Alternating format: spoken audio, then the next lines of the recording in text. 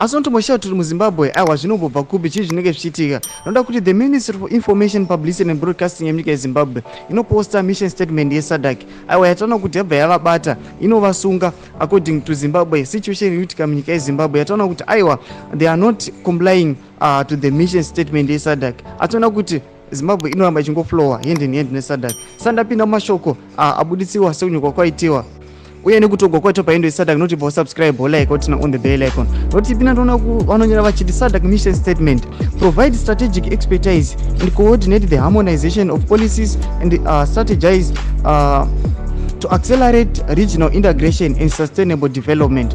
In order to fulfill this mission, SADC member states are guided by the following principles as stated in Article 4 of the SADC Treaty. Number 1, sovereign equality of all member states. Number 2, solidarity, peace and security. Number 3, human rights, democracy and the rule of law.